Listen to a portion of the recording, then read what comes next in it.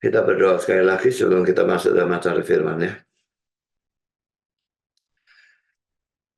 Bapa di surga, kami bersyukur bahwa dalam kebaktian ini kami mendapatkan kesempatan kebebasan untuk membaca, mendengar, mempelajari, merenungkan sebagian firman Tuhan. Dan kami masih tetap membahas tentang nabi-nabi palsu. Kami mohon supaya Engkau hadir, memimpin, mengarahkan, memberkati acara firman ini, baik penyampaian maupun penerimaan. Dan tolong kami mudah menyampaikan, berikan kekuatan, jasmani, pikiran, konsentrasi, dan juga khususnya suara. Dan berikan kata-kata, berikan pengurapan, berikan apapun yang dibutuhkan, supaya seluruh firman dan Injil bisa diberitakan dengan baik, dengan benar, dan dengan sejelas-jelasnya. Lengkapi dan bungkus firman dan Injilmu dengan kuasa dan pekerjaan rohmu, supaya jangan semuanya keluar dan kembali dengan sia-sia, tapi biarlah semuanya tertanam, tumbuh, berbuah dalam kehidupan kami untuk kemuliaan nama Tuhan. Tolong juga kami semua dalam mendengar, berikan kami kesegaran, berikan hati yang terbuka, konsentrasi yang baik dari awal di akhir, dan terang secukupnya supaya kami bisa mengerti. Dan setelah kami mengerti, berikan kami ketundukan, biarlah semua kami bisa percaya pada kebenaran firman dan menanggapinya dengan benar, bahkan kalau boleh memberitakannya pada orang lain. Kami sekali lagi sadar setan pasti bekerja dalam setiap acara firman, khususnya kalau firman diberitakan dengan benar dan Injil diberitakan dengan benar. Karena itu kami mohon Kau memberikan kekuatan kepada kami semua di dalam acara firman ini, supaya apapun yang setan lakukan, biarlah seluruh acara firman ini berjalan dengan baik dari awal di akhir, untuk kemuliaan nama Tuhan. Terima kasih Bapa, berfirman kami siap untuk mendengarkan. Dalam nama Yesus kami berdoa. Amin.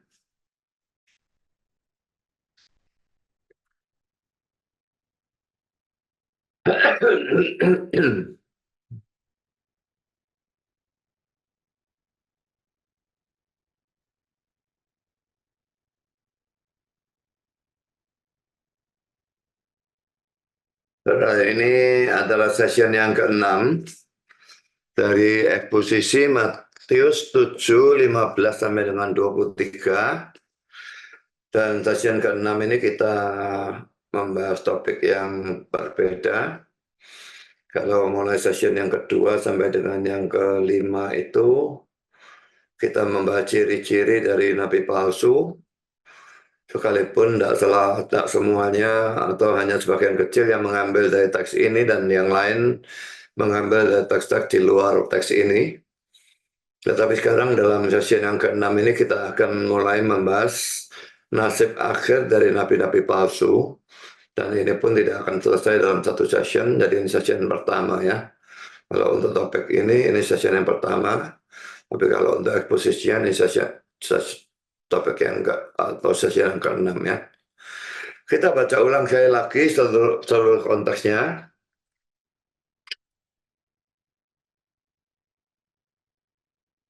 Matius 7, 15-23. Waspadalah terhadap nabi-nabi palsu yang datang kepadamu dengan menyamar seperti domba, tetapi sesungguhnya mereka adalah serigala yang buas.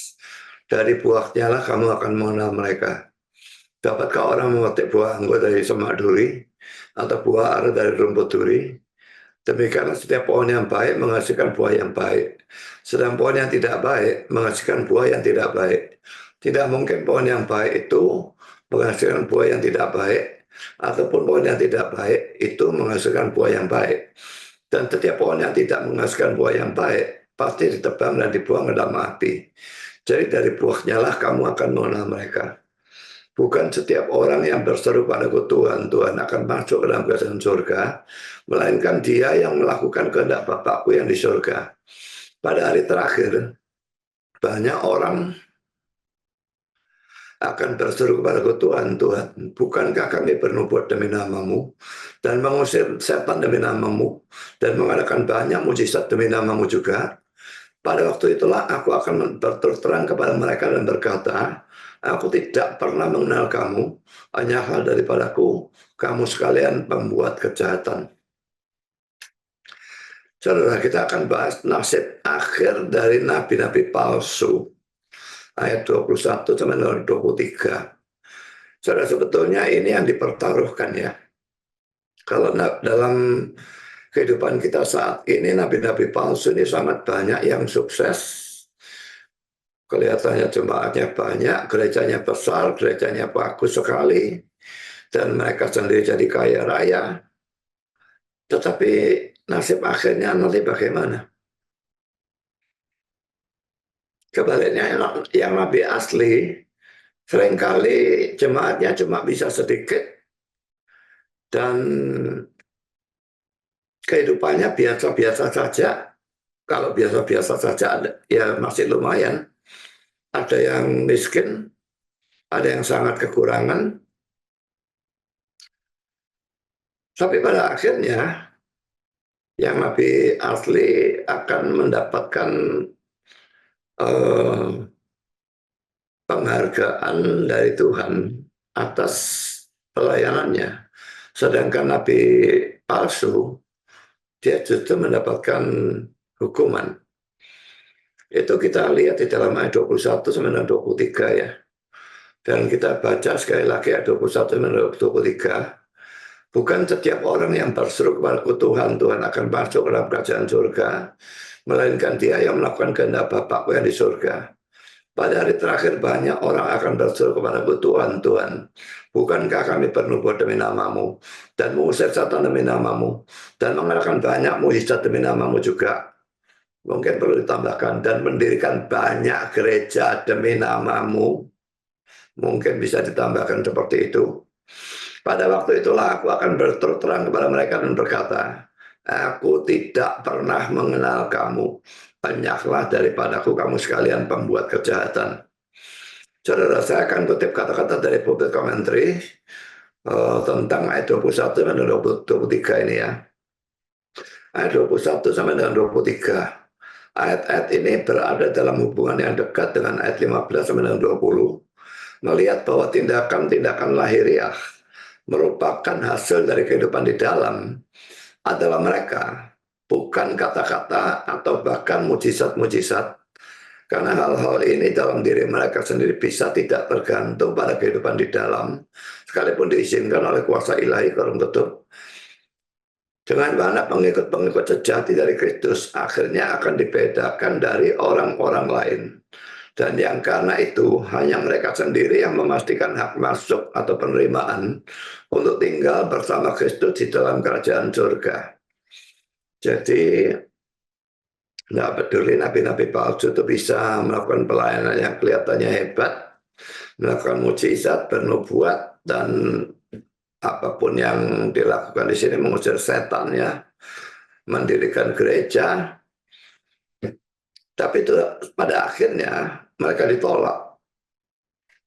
Sedangkan pengikut-pengikut sejati, bahkan yang bukan hamba Tuhan, bahkan yang masih anak sekolah minggu, tapi orang-orang yang percaya yang sejati ini akan dibedakan dengan mereka, dan kita yang akan masuk ke surga.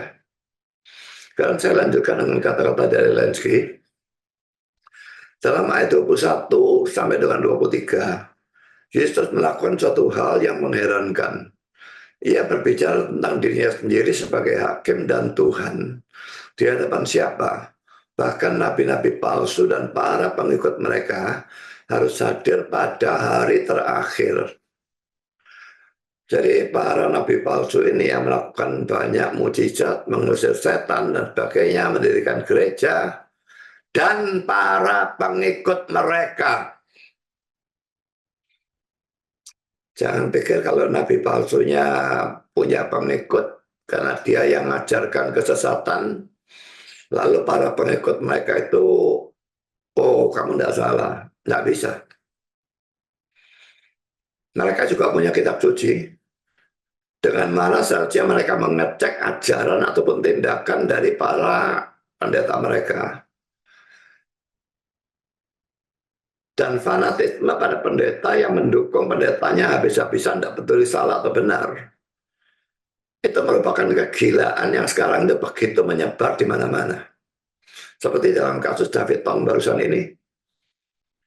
Pengikutnya malah maki-maki dan sebagainya. Otaknya itu ditaruh di mana?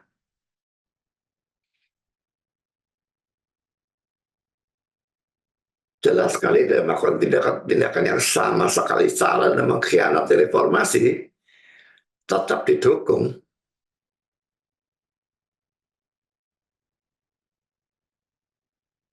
Jadi para pengikut mereka tuh ikut bertanggung jawab ya. Jadilah orang Kristen yang fair, yang jujur, yang adil. Jangan hanya, oh pendetaku harus aku dukung. Dan saya katakan kepada saudara yang mengikuti saya, jangan dukung saya kalau saudara yakin saya salah. Serang saya kalau saya memang salah. Memang bela saya kalau saudara merasa saya benar. Tapi kalau saudara tahu atau yakin bahwa saya salah, jangan tiru kelakuan mereka, saudara. Pendetanya mati-matian dibela, tidak peduli salah atau benar. Ini suatu kegilaan. Sekarang kita lanjutkan dengan poin yang pertama. Nabi-nabi palsu tidak akan masuk surga. Mereka cuma serigala yang menyamar sebagai domba, bukan domba sungguhan. Jadi mereka tidak akan masuk surga. Mereka orang kelihatan dari luar, orang Kristen, domba. Tetapi sesungguhnya serigala yang buas. Sekarang di dalam ayat 21 saya bacakan sekali lagi. Bukan setiap orang yang berseru kepadaku Tuhan, Tuhan akan masuk ke dalam kerajaan surga. Melainkan dia yang melakukan kehendak Bapakku yang di surga. Saudara, ada beberapa hal yang ingin saya bahas dari ayat 21 ini ya. Pertama poin A.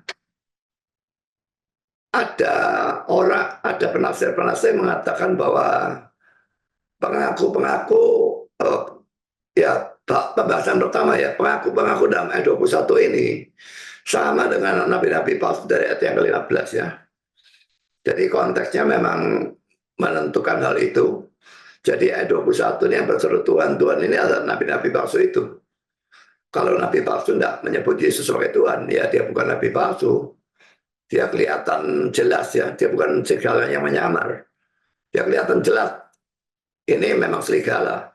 Tetapi kalau dia menyebut Tuhan, kita akan mengira, oh ini orang Kristen. Padahal dia serigala yang menyamar. Sekarang saya berikan kutipan dari Bible Commentary, ayat 21. Penipuan diri sendiri dari pengaku-pengaku. Dari orang-orang yang mengaku Yesus sebagai Tuhan ya. Pengaku-pengaku di sini adalah nabi-nabi, bandingkan ayat yang ke-15, nabi palsu maksudnya. Tapi hal yang menyedihkan dari kondisi mereka dinyatakan dengan suatu cara yang sangat menyolok.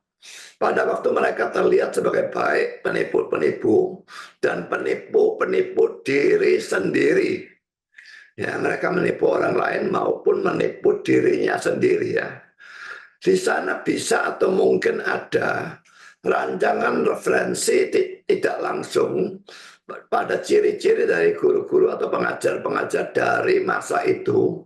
Sebagian dari mereka adalah orang-orang munafik dan sebagian adalah orang-orang yang menipu diri sendiri. Ya, yang satu munafik, sebagian hanya lahiriahnya Kristen dan wah, kalau bicara atau kalau bertindak, wah rasanya seperti betul-betul orang Kristen. Tapi di dalamnya penuh dengan kemunafikan. Ini seperti para ahli Taurat dan orang Farisi pada zaman Yesus ya. Tapi sebagian adalah orang-orang yang menipu diri sendiri. Jadi mereka tahu ajaran mereka sesat. Mereka ajarkan sedemikian rupa sampai mereka meyakini ajaran sesat itu. Suatu ajaran yang diulang-ulang terus. bisa lalu dianggap sebagai ajaran yang benar. Karena itu kalau saudara pergi ke gereja yang sesat, itu sesuatu yang membahayakan. Karena pengajaran sesat itu diulang-ulang ada terus di dalam gereja itu. Sampai lama-lama saudara menganggap itu sebagai suatu kebenaran. Sekalipun mula-mula saudara menolaknya. Karena poin B, saudara, ayat 21 ini tidak mengajarkan keselamatan melalui perbuatan baik ya. Jadi penafsiran terhadap ayat 21 ini tidak boleh bertentangan dengan Efesus 2 ayat 8 dan ayat 9. Sebab karena kasih karunia kamu diselamatkan oleh iman. Itu bukan hasil usahamu tetapi pemberian Allah. Itu bukan hasil pekerjaanmu, jangan ada orang yang memegahkan diri. Kalau memang kita lihat sepintas ayat 21 ini, bukan setiap orang yang bersyukur Tuhan akan masuk dalam kerajaan surga. Melainkan dia akan kehendak Bapa di surga. Berarti orang yang mentaati Tuhan, itu yang masuk surga. Lalu ayat ini diartikan keselamatan karena ketaatan atau keselamatan karena perbuatan baik. Tapi kalau diartikan seperti itu, kita akan menabrakkan ayat itu dengan banyak ayat. Dan secara khusus, Efesus 2 ayat 8 dan 9. Saya tidak perlu menunjukkan ayat-ayat yang lain, karena ayat-ayat yang lain banyak sekali. Jelas sekali bahwa dalam Kristen ini, keselamatan itu hanya karena iman dan bukan karena perbuatan, bukan juga iman dan perbuatan. Perbuatan hanya bukti dari iman, dan perbuatan tidak punya andil untuk menyelamatkan kita. Jadi saudara, tidak boleh ditafsirkan ayat 21 ini mengajarkan keselamatan melalui perbuatan baik. Jadi ayat 21 ini menunjuk pada orang-orang yang tidak membuktikan imannya dengan perbuatan baik. Mereka tidak masuk surga dengan iman tanda petik seperti itu. Iman yang tidak dibuktikan dengan perbuatan baik, itu bukan iman. Dan ini dikatakan oleh Yakobus di dalam Yakobus pasal 2, ayat 17 dan ayat yang ke-26. Demikian juga halnya dengan iman. Jika iman itu tidak disertai perbuatan, maka iman itu pada hakikatnya adalah mati. Iman yang mati ini bukannya imannya dulunya ada, lalu sakit tambah berat, lalu mati. Iman yang mati itu iman yang tidak pernah ada. Lalu ayat 26, seperti tubuh tanpa roh adalah mati, demikian jugalah iman tanpa perbuatan adalah mati. Saudara, kalau saudara berkata saudara punya iman, tapi dalam diri saudara tidak pernah ada pengudusan sedikit pun. Jadi tidak ada kemajuan ke arah positif dalam hidup saudara antara sebelum saudara Kristen dan setelah saudara menjadi Kristen. Sama sekali tidak ada perubahan. Saudara bukan orang Kristen, saudara bukan orang beriman. Kalau saudara memang Kristen, perubahan hidup itu harus ada. Ingat penjahat yang disalib bersama Kristus itu ya.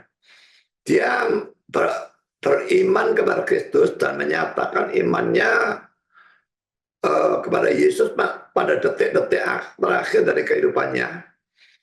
Tapi saudara, perhatikan bahwa dia sudah punya perubahan hidup ya. Sekalipun hanya sedikit. Karena memang dia tidak punya waktu banyak untuk hidup. Begitu percaya, sebentar lagi dia mati. Karena kalau kita membandingkan antara cerita itu di dalam Matius dan Markus dibandingkan dengan cerita itu di dalam Lukas. Dalam Lukas itu dia menegur temannya dan menyatakan imannya kepada Yesus. Tapi dalam Matius dan Markus dikatakan kedua penjahat itu mencela Yesus. Berarti tadinya dia mencela Yesus karena kedua penjahat. Tapi dalam Lukas, yang satu menghujat dan dia menegur temannya. Ini bukan cerita yang kontradiksi ya.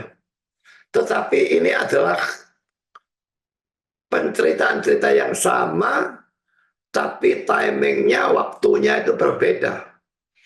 Jadi yang di dalam Matius dan Markus itu terjadi lebih dulu. Mula-mula keduanya mencela. Tapi setelah beberapa saat, yang satu ini menyadari bahwa Yesus itu lain daripada yang lain. Biasanya orang disalib itu soalnya menghujat, memaki-maki, karena sakitnya bukan main. Tapi Yesus bahkan berdoa, ya Bapa ampunilah mereka karena mereka tidak tahu apa yang mereka perbuat dan sebagainya. Dan karena itu saudara, dia akhirnya menyatakan iman kepada Kristus. Yesus, ingatlah aku jika engkau datang sebagai Raja. Sebetulnya ini iman yang luar biasa ya. Karena pada saat Yesus sama-sama sekaratnya dengan dia, bagaimana mungkin dia bisa mengerti Yesus akan datang sebagai Raja. Dan saya tidak tahu, memang Alkitab tidak memberikan datanya, dari mana dia mendengar Injil itu bahwa Yesus itu Raja. Tentu saja Raja rohani, bukan Raja duniawi. Tapi di mana ada ayatnya, tidak ada. Jadi penjahat itu tahu dari mana, saya tidak ngerti. Tapi yang pasti dia tahu. Dan saat itu dia percaya. Bentar lagi dia mati, tapi sudah ada perbuatan baik. Tadinya dia bersama-sama dengan temannya mencela Yesus. Tapi bagian akhirnya yang temannya tetap makin keras, bahkan menghujat. Dan dia menegur temannya. Kita memang layak menerima ini, tapi orang ini tidak melakukan kesalahan apapun. Jadi saudara, iman itu harus dibuktikan dengan perbuatan. Penjahat itu saja yang hanya tinggal waktu beberapa menit atau beberapa jam lalu mati. Tapi dia beriman dan imannya tetap ada bukti perbuatan baik sekalipun hanya mungkin cuma satu itu saja. Kalau saya lanjutkan dengan 1 Yohanes 2 ayat yang keempat. Barang siapa berkata, aku mengenal dia, tetapi ia tidak menuruti perintahnya, ia adalah seorang pendusta dan di dalamnya tidak ada kebenaran. Ya, mengaku kenal dia, kenal Yesus, tetapi dia tidak menuruti perintahnya.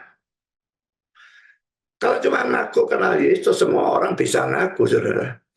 Tetapi mengaku kenal, mengaku percaya dan sebagainya harus dibuktikan dengan menuruti perintahnya. Memang kita tidak mungkin menuruti perintahnya secara mutlak. Tapi kita harus berusaha mati-matian untuk menuruti perintahnya. Kalau tidak ada usaha itu sama sekali, dan tidak ada ketaatan pada perintahnya, dikatakan di sini bahwa dia adalah seorang pendusta. Dan di dalamnya tidak ada kebenaran.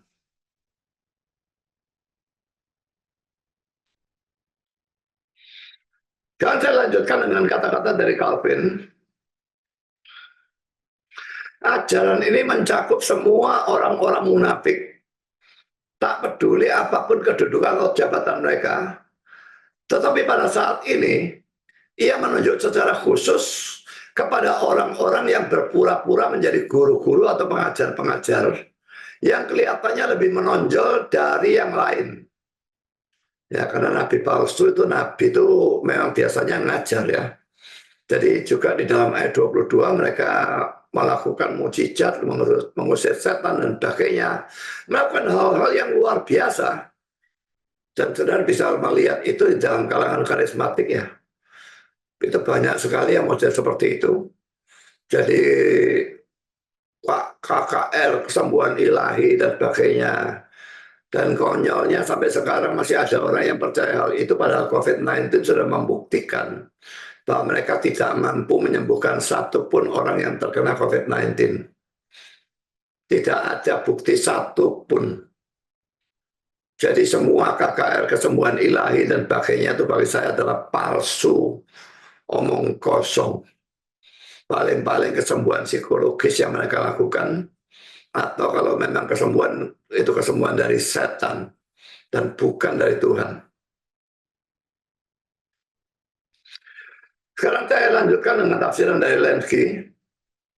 Semata-mata berlebihan,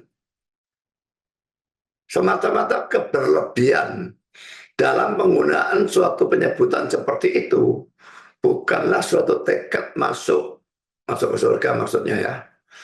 Dua present participle itu kata kerja plus ing ya. Jadi going, preaching, walking gitu ya. Nah ini present participle yang continue. Legon atau saying atau berkata, dan poion. Poion ini diterjemahkan di sini sebagai das atau melakukan, menggambarkan tindakan-tindakan yang bersifat kebiasaan karena bentuk present ya. Jadi tindakan-tindakan yang bersifat kebiasaan. Jadi mereka mengatakan Tuhan, Tuhan tunduk bukan cuma satu kali, tetapi sebagai suatu kebiasaannya. Jadi mengatakan Tuhan, Tuhan berarti mengklaim hubungan dengan Yesus yang dinyatakan dalam gelar Tuhan.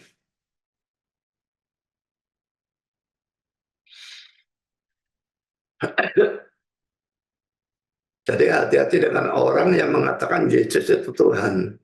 Tidak semua mereka adalah orang Kristen.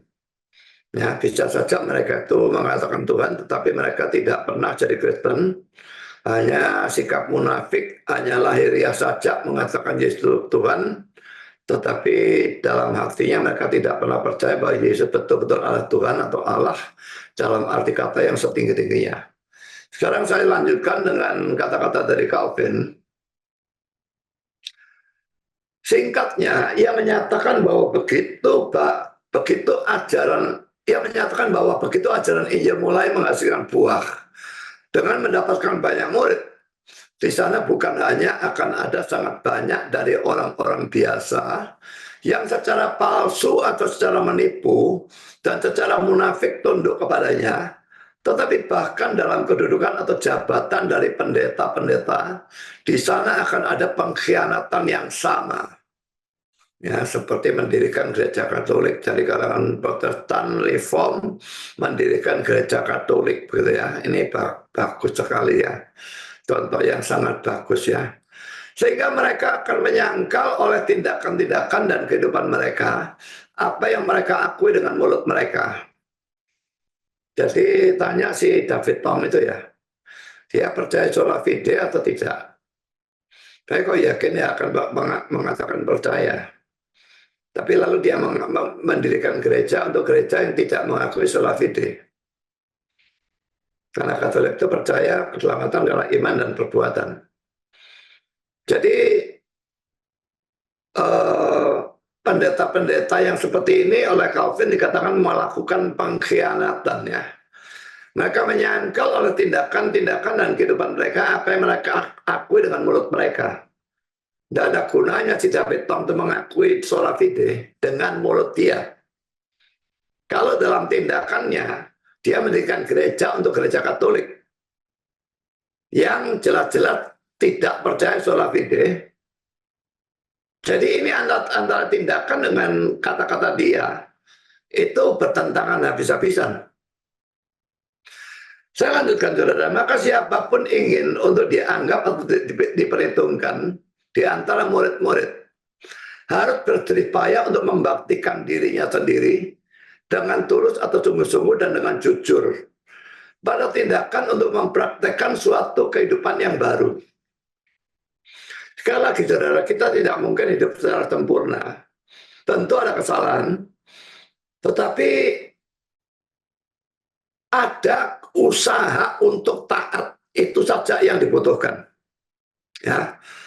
Ada usaha untuk taat, dan kalaupun ada saat-saat di mana kita tuh jatuh atau melakukan kesalahan, pada waktu ditegur orang, pada waktu dinasihati orang, dan kita itu mestinya sadar, jangan ngeyel saudara.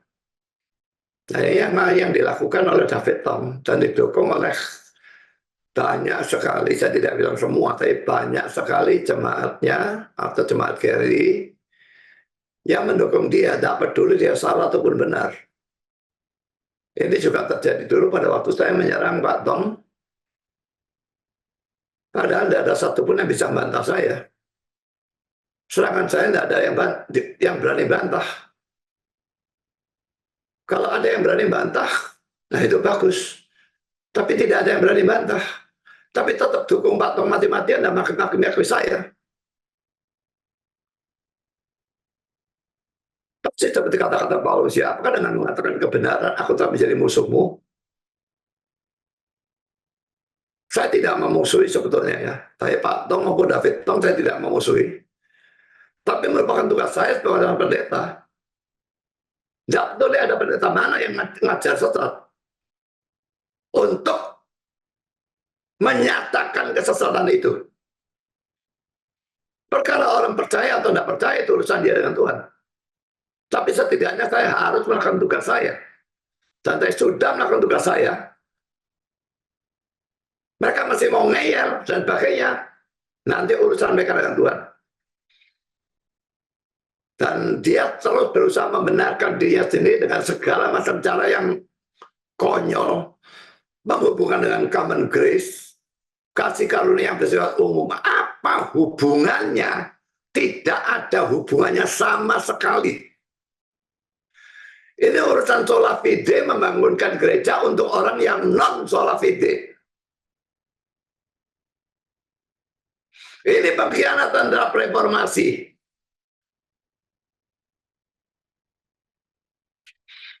Jadi kalau saudara mau dianggap atau diperhitungkan di antara murid-murid, dia pakai murid atau sebagai orang Kristen sejati, harus berteripaya untuk membaktikan dia dengan turut dan sungguh-sungguh dan dengan jujur pada tindakan untuk mempraktekkan suatu kehidupan yang baru.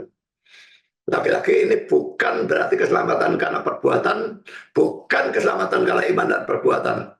Perbuatan yang harus dilakukan ini untuk membuktikan bahwa imannya benar.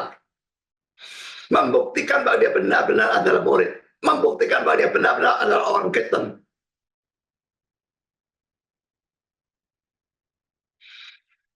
Saya lanjutkan saudara poin C. Ayat ini tidak mengajarkan bahwa semua orang yang menyebut Yesus Tuhan tidak masuk surga. Tafsiran konyol ini sering dimunculkan oleh orang-orang seberangnya. Kalau saudara melihat di Twitter mereka, pendebat-pendebat mereka itu sering menggunakan ayat ini, justru menyebut Yesus Tuhan itu tidak masuk surga, kata mereka. Ya tafsirannya gila memangnya. Begitulah kalau orang belajar Alkitab untuk mencari kesalahan. Seperti yang saya katakan tempoh hari waktu saya debat dengan Don Ditan, kamu memang belajar Alkitab, tapi kamu cari motivasimu salah kan? Kamu cari kesalahan, maka kesalahan yang kamu dapat. Aku belajar Alkitab, mencari kebenaran, maka kebenaran yang aku dapat. Motivasi kita menentukan kita akan dapat apa dari belajar Alkitab. Kecuali Tuhan intervensi dengan cara yang mujizat, mempertobatkan orang itu sekalipun dia belajar Alkitab dengan untuk tujuan mencari kesalahan, maka dia pasti akan mendapatkan kesalahan. Hanya kalau Tuhan karena kasih karunia-Nya melakukan intervensi, mencelikan matanya melahirkan sehingga dia mencari kesalahan, tapi dia tahu-tahu disadarkan bahwa kita itu benar. Itu bisa terjadi memang. Tetapi pada umumnya, saudara, orang yang cari kesalahan akan dapat kesalahan. Dan orang yang cari kebenaran, sungguh-sungguh cari kebenaran, dan minta Tuhan memberikan kebenaran, Tuhan pasti akan memberikan kebenaran. Kami lanjutkan lagi dengan tafsiran dari Lenski. Bukan setiap orang yang berkata kepadaku Tuhan, Tuhan, berarti bahwa sebagian yang menyebut atau memanggil Yesus demikian, memang akan masuk kerajaan atau kerajaan surga. Sebagian, tapi bukan semua. Jadi yang menyebut Tuhan itu banyak ya. Katolik juga nyebut Tuhan. Oneness atau JO, Jesus Only itu juga nyebut Tuhan. Sangat banyak yang nyebut Yesus Tuhan. Tetapi karena mereka sesat dalam ajaran-ajaran yang lain, maka mereka tetap tidak masuk surga. Jadi makanya Lenski berkata, memang sebagian masuk kerajaan surga. Hanya sebagian. Tidak semua. Jadi sebagian ini adalah yang nyebut Tuhan, dan memang dalam doktrin-doktrin lain juga benar, dan juga doktrin dasar maksud saya. Tidak harus doktrin-doktrin yang tinggi-tinggi, tapi doktrin dasar itu harus benar, dan kehidupannya memang membuktikan bahwa dia percaya Yesus sebagai Tuhan. Tapi sebagian yang lain, atau ajaran dasar yang lain itu sesat, atau dia tidak membuktikan kata-katanya menyebut diri sebagai Tuhan, tidak dibuktikan dengan kehidupannya, ini tidak akan masuk surga. Kalau Lansky berkata sebagian, tapi bukan semua. Coba saudara renungkan, saudara bermaksud yang sebagian atau yang sisanya itu?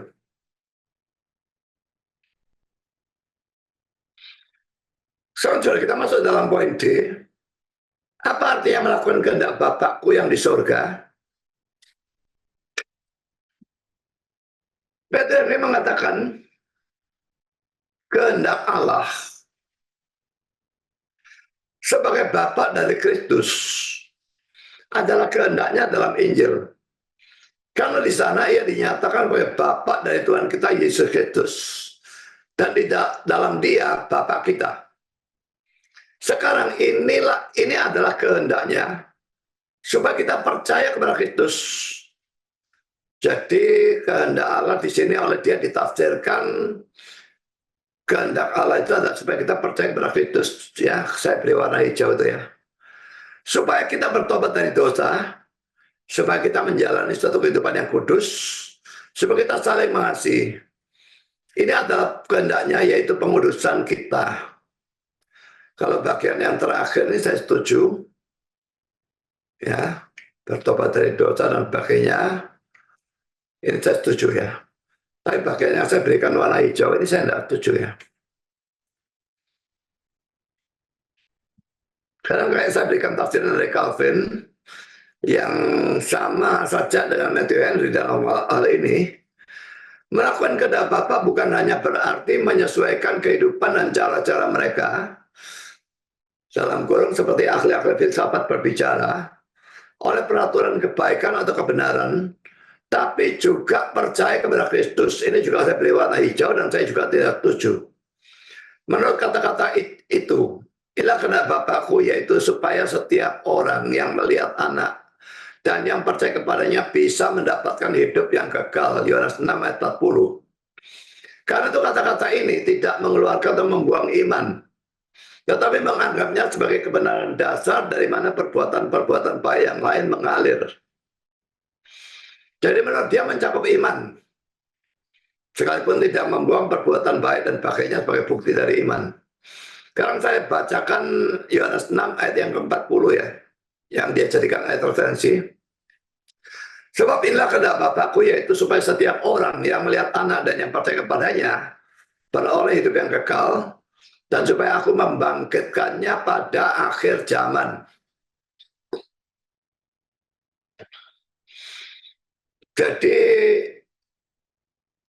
saya tidak setuju dengan Calvin, tidak setuju juga dengan ayat referensi yang dia gunakan untuk membahas ayat 21 dari Matius 7 tadi. Jadi saya tidak peduli, saya sangat menghormati Calvin. Dan saya menganggap dia memang penafsir yang sangat hebat. Tapi tidak selalu saya setuju dengan Calvin.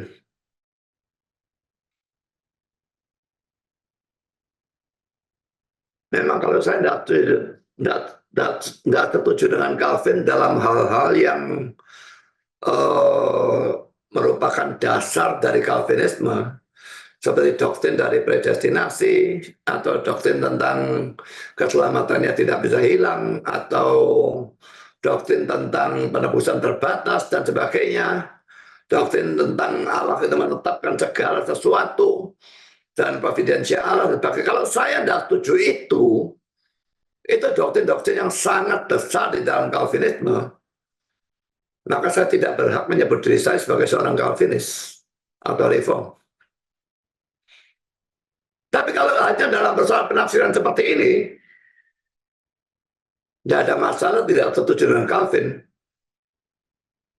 Dan saya tidak percaya ada satu pun penafsir Reform ataupun ahli teologi Reform yang mutlak setuju semua ajaran Calvin. Tidak ada itu.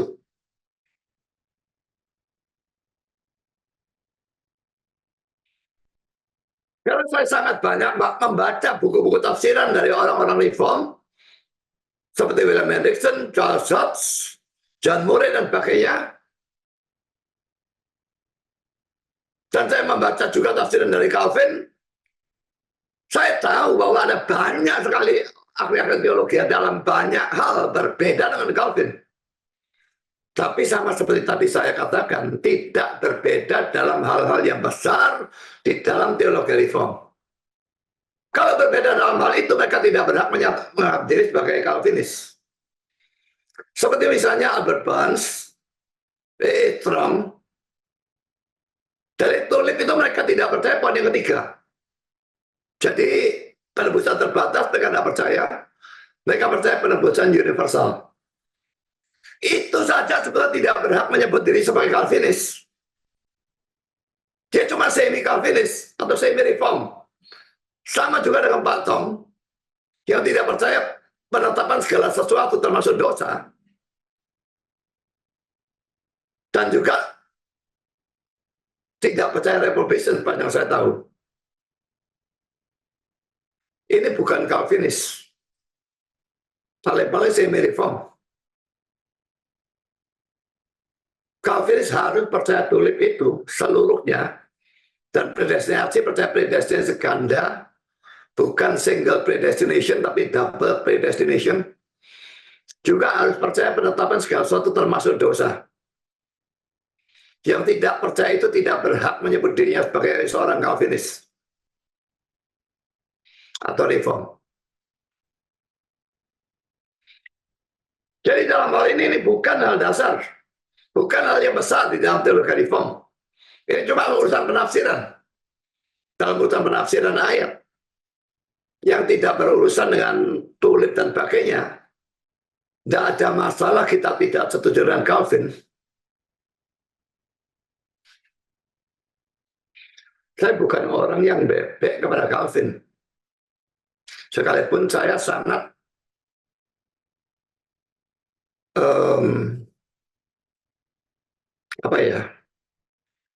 sangat meninggikan dia ya, bukan memuliakan atau bagaimana, sangat menghormati lah ya. Bukan seperti Katolik menghormati Maria, mereka menyembah itu. Kalau saya tidak seperti itu terhadap Calvin. Saya menghormati Calvin dan saya menganggap dia sebagai penafsir yang sangat hebat. Tapi Calvin bukan seorang yang infallible atau tidak bisa salah. Saya juga bukan. Tidak ada penafsir yang infallible. Tidak ada pendeta yang infallible. Tapi kalau orang diserang pendetanya dan selalu membela, secara implisit mereka menganggap pendetanya infallible. Dan kalau mereka menganggap pendetanya infallible, mereka itu bidat sebetulnya. Atau sesat. Sekarang saudara, saya lanjutkan ya. Benarkah ini? Apakah iman tertakut? Dalam Matius 7:21 itu. Bagi saya ini sangat meragukan. Jadi saya punya alasan karena mengapa saya tidak setuju dengan Calvin ataupun Matthew Henry di atas. Ini alasan saya pertama ya. Seluruh konteksnya, yaitu Matius 7:15-23. Membicarakan ketaatan dan bukan iman.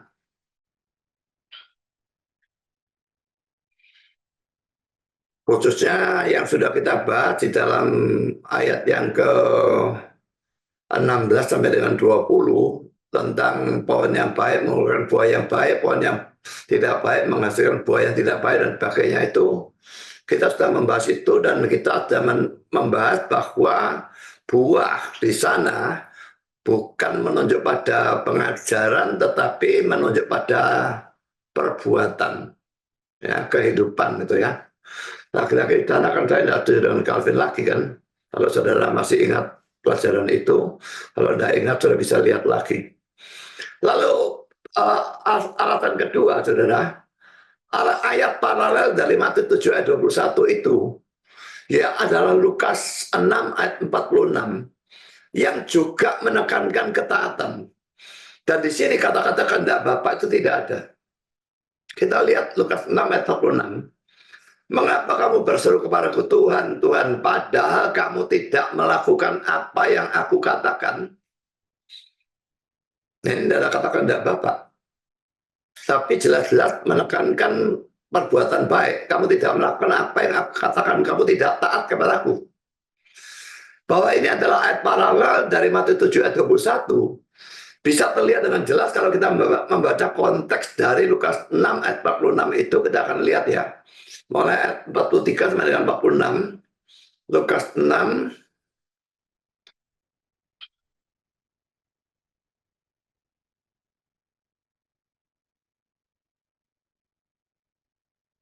43 sampai 46.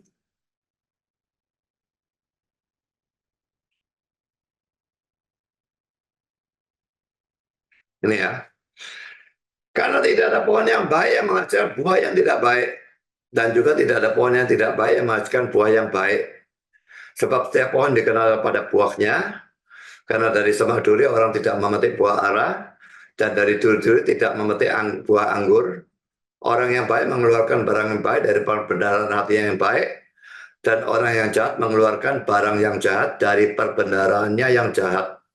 Karena yang diucapkan mulutnya meluap dari hatinya. Kalaupun ada perbedaan, tapi jelas ada banyak sekali persamaan antara ayat 43 sampai 45 ini dengan Matius 7 ayat yang ke-16 sampai ke-20. Sama-sama bicara tentang pohon yang baik mengeluarkan buah yang baik, pohon yang tidak baik mengeluarkan buah yang tidak baik, dan sebagainya.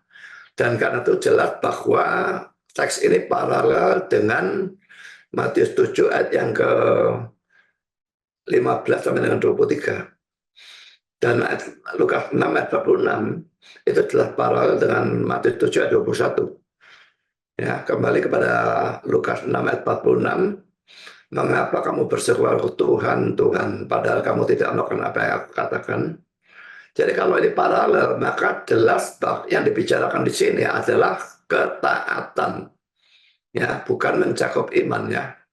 Sekarang poin yang ketiga, kalau kita membaca Yohanes 6 ayat 40 dengan saksama, kehendak Bapa di sana bukan berarti percaya kepada Yesus, tetapi supaya semua yang percaya mendapat hidup yang kekal dan dibangkitkan pada akhir zaman. Ini jadi lebih jelas lagi kalau kita membaca Yohanes 6 itu mulai ayat 39-nya. Ya. Jadi yang kita bahas kan ayat 40, tapi kalau kita mau tahu artinya, kita baca ayat 39-nya. So selalu kita kalau baca itu baca konteksnya ya. Ini para pendebat muslim ini kalau membaca itu ngawur saja ya. Dibaca out of context.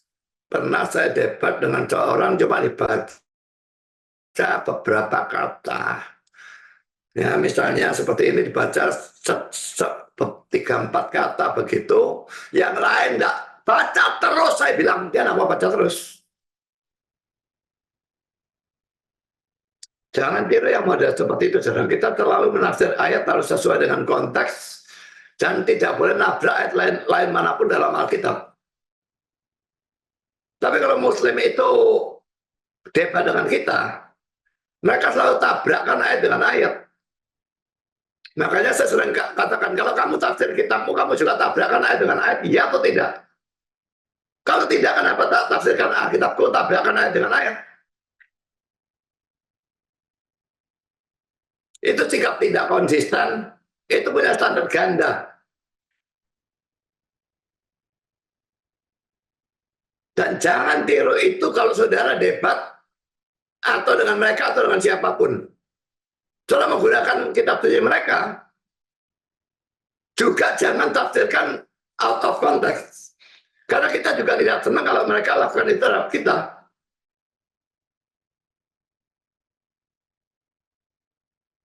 Kalau kita mau menafsirkan Alkitab dengan benar, kita juga harus berusaha kalau mau mempelajari Al-Quran mereka, menafsirkan dengan secara benar.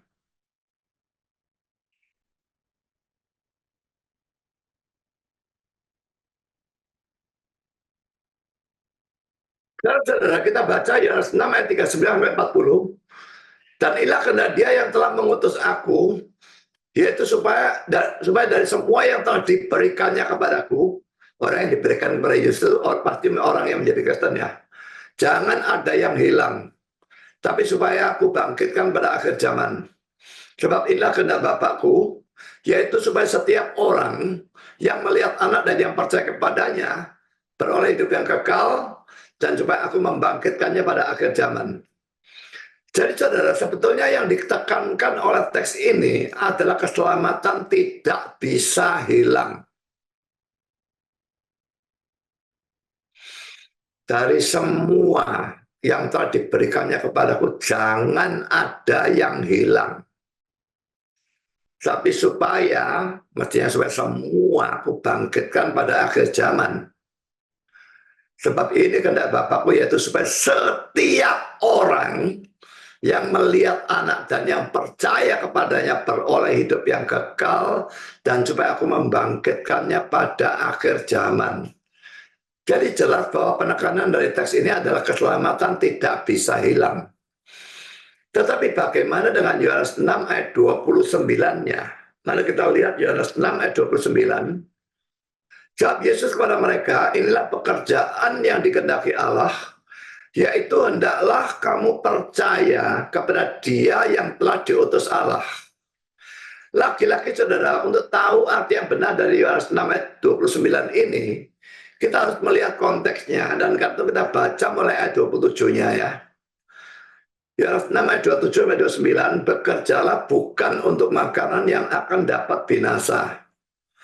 Apa dia bicara soal makanan? Karena teks ini terjadi setelah dia melakukan mujizat, 5 roti dan 2 ikan memberi makan untuk 5.000 orang dan sebagainya itu ya. Jadi bekerjalah untuk makanan yang akan dapat binasa, bukan untuk makanan yang akan dapat binasa, melainkan untuk makanan yang bertahan sampai kepada hidup yang kekal yang akan diberikan anak manusia kepadamu. Sebab dialah yang disahkan oleh Bapa Allah dengan materainya. Lalu kata mereka kepadanya, apakah yang harus kami perbuat supaya kami mengerjakan pekerjaan yang dikehendaki Allah? Jawab Yesus, inilah pekerjaan yang dikehendaki Allah, yaitu hendaklah kamu percaya pada Dia yang telah diutus Allah. Saudara, poin A ya, karena Yesus berbicara tentang bekerja atau work di dalam ayat yang ke-27 ya. Maka dalam ayat 28 orang-orang Yahudi itu langsung berpikir tentang good works atau ketaatan atau perbuatan-perbuatan baik. Ini memang cukup logis dan natural, tetapi ini tetap menunjukkan ketidakmengertian mereka tentang konsep Yesus bahwa keselamatan atau hidup kekal adalah suatu free gift atau pemberian cuma-cuma atau gratis. Mari kita lihat di dalam Roma pasal 3 ayat yang ke-24.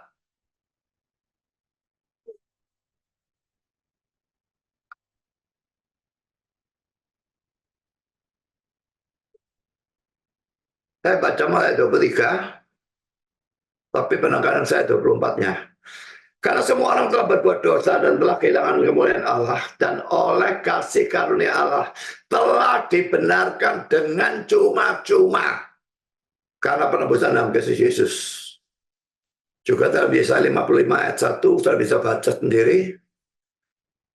Tidak perlu uang pembayaran, makan gratis ya. Jadi saudara, keselamatan itu memang cuma-cuma ya. Itu suatu pemberian cuma-cuma atau gratis, berarti tidak menggunakan perbuatan baik. Kalau pakai perbuatan baik, itu namanya bayar. Kalau poin B, kata pekerjaan dalam ayat 28 atau dalam bentuk jamak. Ya, erga itu artinya works.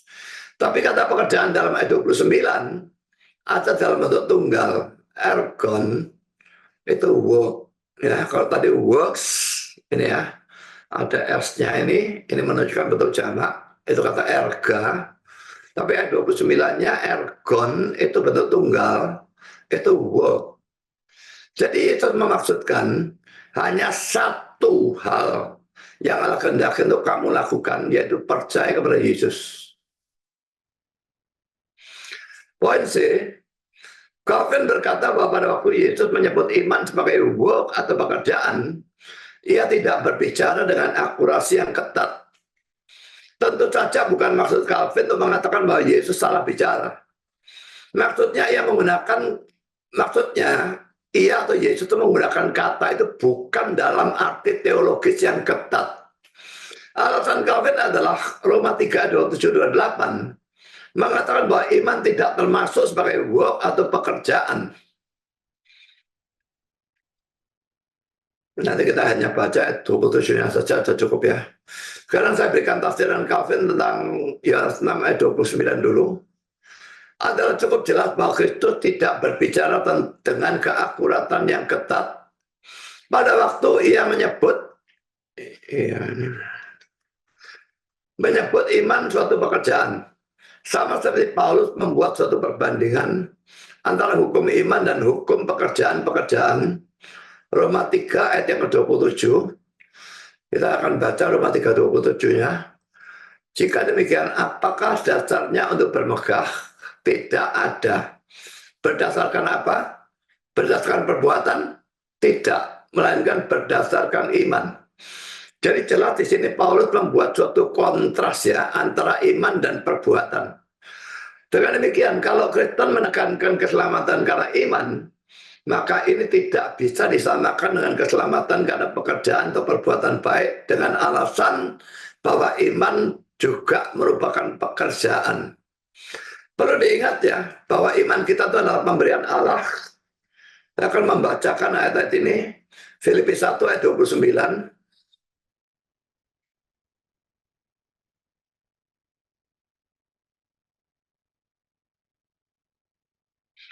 Sebab kepada kamu dikaruniakan bukan saja untuk percaya kepada Kristus, melainkan juga untuk menderita untuk Dia. Ya, percaya kepada Kristus itu dikaruniakan ya. Lalu ayat selanjutnya adalah Kisah Rasul 11 ayat yang ke-18. Kisah 11:18.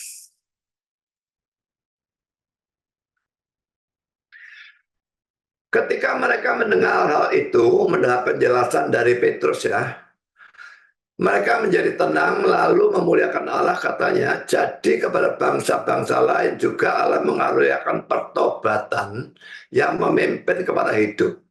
Pertobatan di sini tidak mungkin diartikan pertobatan dari dosa ya. Menurut saya ini harus diartikan pertobatan dalam arti orang menjadi percaya pada Kristus ya. Ini saudara bisa baca mulai dari Kisah Rasul pasal 10, ini tentang peristiwa Cornelius yang memanggil Petrus dan diinjili oleh Petrus dan akhirnya dibaptis dan sebagainya ya. Kita baca selanjutnya Yohanes 6 ayat 65.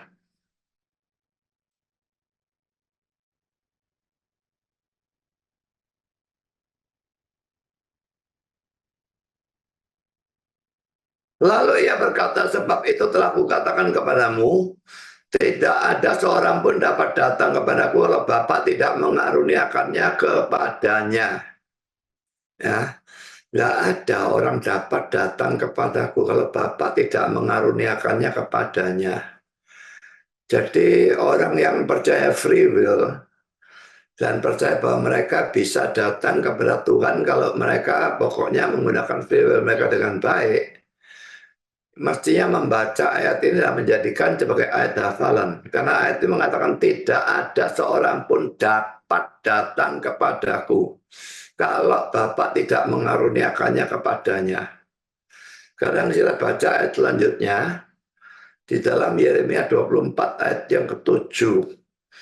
Yeremia 24 ayat 7.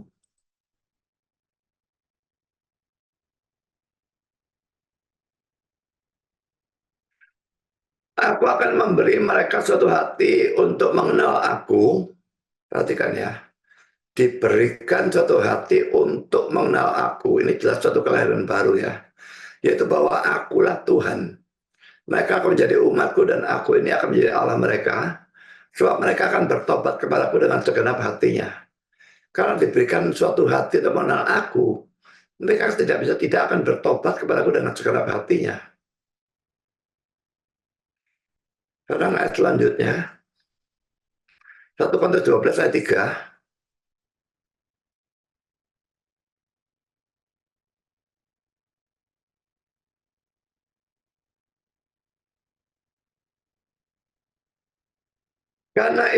mau meyakinkan kamu bahwa tidak ada seorang pun yang berkata-kata oleh Roh Allah dapat berkata terkutuklah Yesus.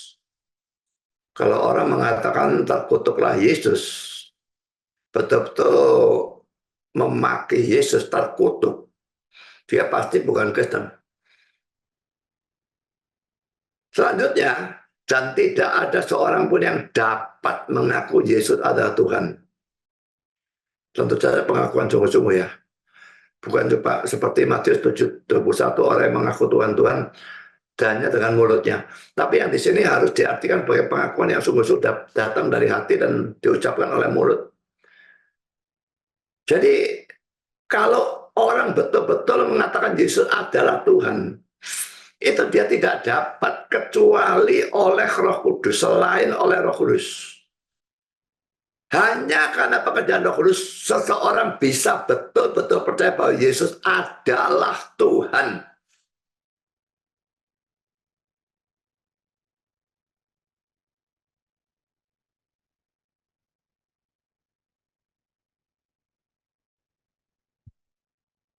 Jadi saya sudah membaca ayat ini, jadi saya ulang ya, perlu juga diingat bahwa iman kita adalah pemberian Allah, sehingga keselamatan kita tetap bukan hasil usaha kita, tetapi pemberian cuma-cuma dalam Yesus Kristus.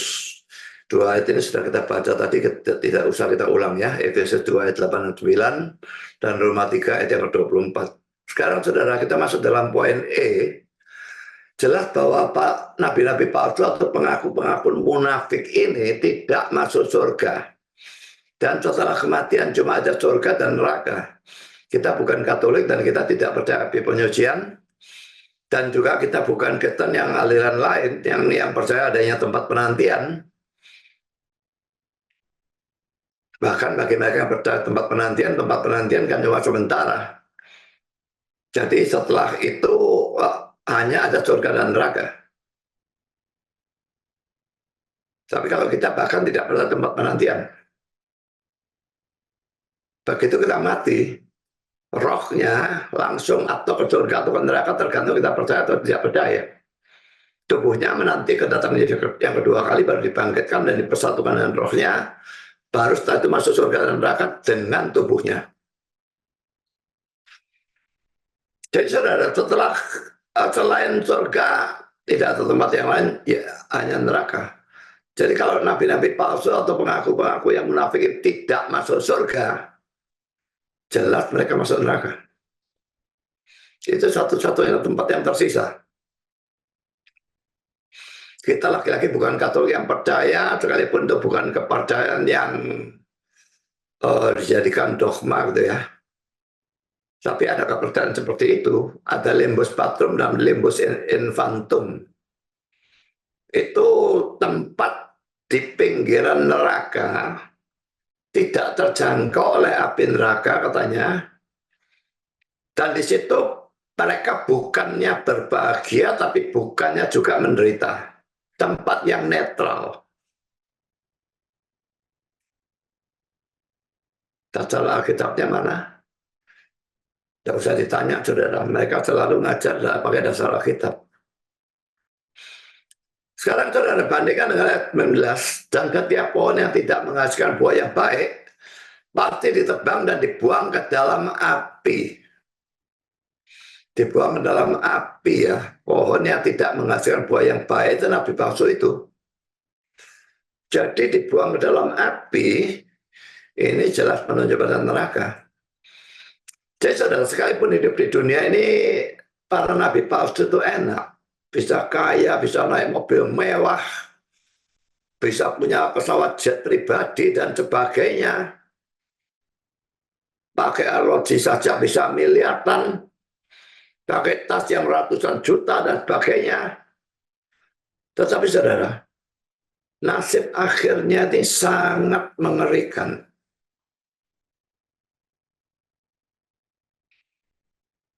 Jangan jadi nabi palsu. Memang kalau saudara jadi nabi palsu, makin sesat ajaran saudara, makin banyak yang ikut. Karena itu sudah nubuat dari Kristus. Nubuat dalam Alkitab. Orang akan ada waktunya, orang akan tutup telinga bagi kebenaran, buka bagi dongeng. Makin sesat, makin tidak karu-karuan, makin banyak yang ikut.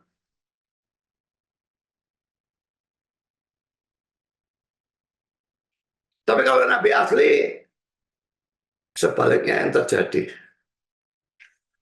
Bandingkan dengan Mazmur 73 ayat 17, saya akan bacakan Mazmur 73 ayat 17.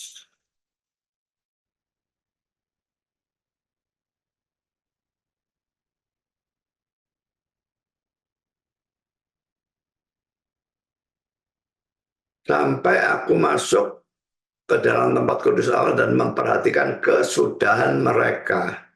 Sebetulnya memang mesti dibaca dari ayat 1, tetapi terlalu panjang untuk dibaca semua ya. Jadi di sini orang ini orang yang saleh, tapi dia melihat kok orang-orang yang jahat itu hidupnya enak, sedangkan dia hidupnya penuh dengan penderitaan. Ya, dan itulah membuat dia kayak iri hati gitu ya. Tapi sampai aku masuk ke dalam tempat kudus Allah, dan tentu di sini belajar firman dan sebagainya, maka dia tahu kesudahan mereka. Jadi saudara, yang penting itu memang kesudahannya. Yang penting itu akhirnya, bukan sekarang ini. Kalau saudara mementingkan yang sekarang ini, saudara celaka, saudara. Nabi-nabi palsu itu enak sekarang ini. Tapi akhirnya mereka masuk neraka. Nabi asli dan orang Kristen yang asli pasti menderita sekarang ini dalam hidup ini. Tidak bisa tidak. Ada penderitaannya banyak, ada sedikit. Ada penderitaannya dalam bentuk kemiskinan. Ada yang penderitaannya dalam bentuk penyakit. Ada penderitaannya dalam bentuk keluarga yang berantakan. Dan macam-macam penderitaan, tapi mesti ada.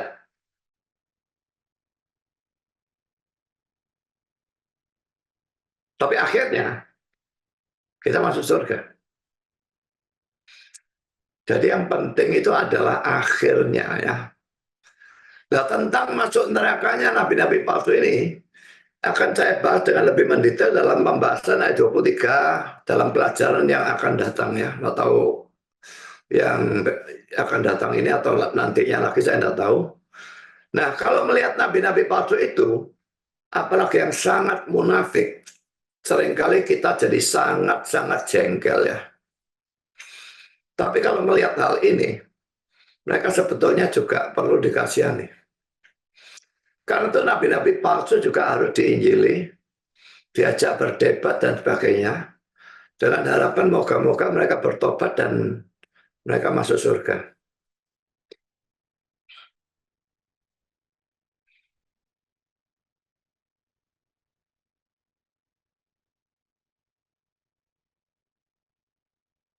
Apakah sudah menginjili orang-orang sesat? Kalau mereka diinjili, kalau mereka ditegur, diperbaiki, tapi mereka ngeyel, itu bukan kesalahan saudara. Saya sudah melakukan tugas saudara. Bagaimana saya membuat khotbah dalam urusan David Tong itu,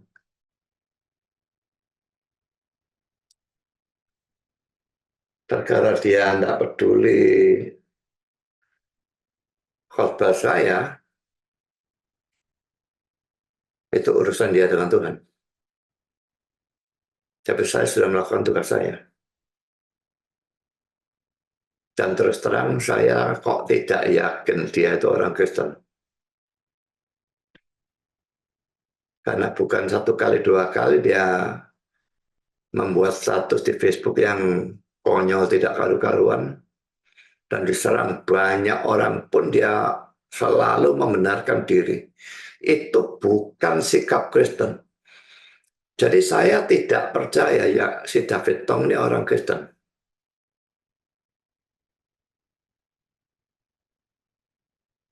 Dan kalau dia mendirikan gereja Katolik, lebih-lebih lagi itu suatu bukti ketidak-kristenannya dia. Apa saya betul atau salah? Akhir zaman akan membuktikan. Ada penghakiman akhir zaman.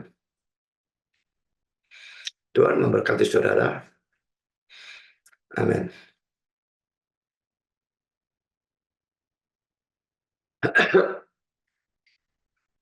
Mari kita berdoa. Bapa di surga, terima kasih bahwa kami sudah boleh mendengar sebagian dari firman-Mu lagi. Dan satu sesian lagi dari eksposisi Matius pasal 7 ayat 15 sampai dengan 23. Dan